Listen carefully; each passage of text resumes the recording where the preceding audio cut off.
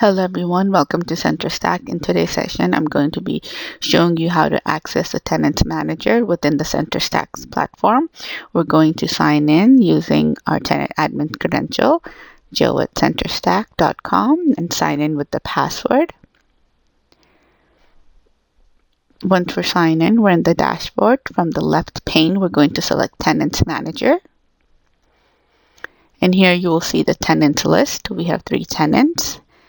And from where it says default cluster admin, we're going to access the drop-down menu, change tenant admin's password. You could reset the password and receive email notifications for it. Edit existing default storage. You could edit the local storage if you need to. We also have forceful scan for storage quota usage. Depending on the data, this may take long time sometimes, so we're not going to do that right now. And you could access Open Web Portal for the default admin. And here we have the web portal for Joe. We're going to exit and go back into Tenants Manager.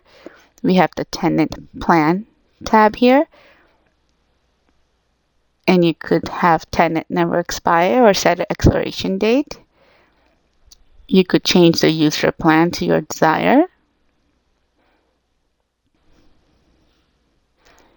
Depending on what plan you have.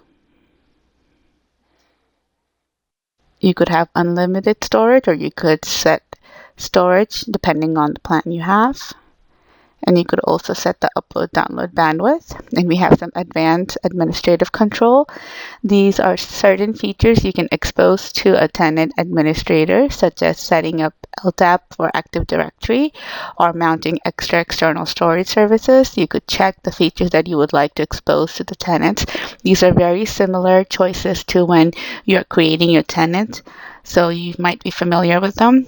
You could enable and disable whatever you like. I'm going to allow tenant to increase user plan automatically.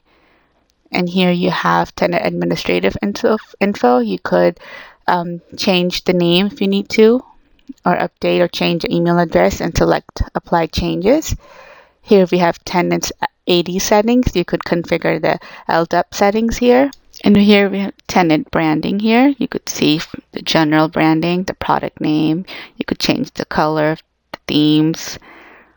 We have branding for the web portal, drive icon, logo, URL, Windows client branding here.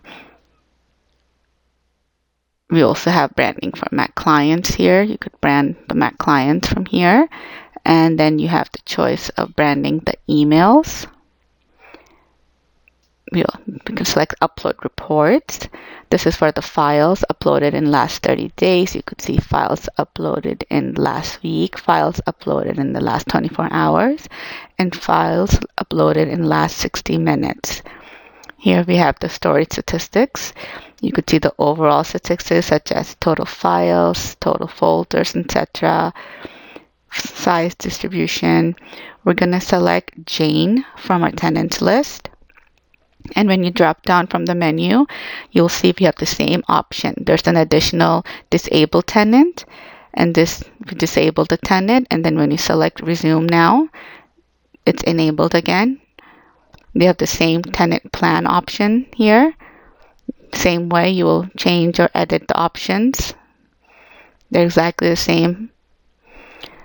Tenant AD settings, you could configure the AD. Tenant branding is pretty much the same. Upload report and the storage statistics. I'm going to log in as Jane from another browser. We're going to sign in as Jane. And this is Jane's web portal.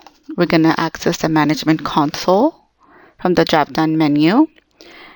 And under group policy, we're going to under security, we're going to enable allow cluster admin to manage my tenant.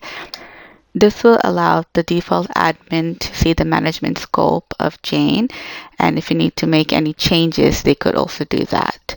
We're logged in from another browser as Joe, and we're going to refresh the page and your tenants list. When you select Jane, now on the right hand side, you see Jane's management console. You see all the options you see in the regular default admin's management console, such as Tenant Info. When you select that, you see Jane's info. When you select collaboration, you see team folders that Jane has created. When you select User Manager, you'll see the users for Jane. You see Jane's group policies, and the Advanced tab will show you the audit trace and file changing log, etc. We're going to go back into Jane's, and now we're going to disable it. We're going to uncheck it, and we're going to apply. Now when you go into Joe's web browser and refresh, you will no longer see the management console on the right. It will disappear. I'm going to select Jesse and show you how to delete a tenant. And I'm going to select delete tenant for Jesse. And this is how you delete a tenant. And this is how you manage Tenants Manager in CentreStack. Thank you.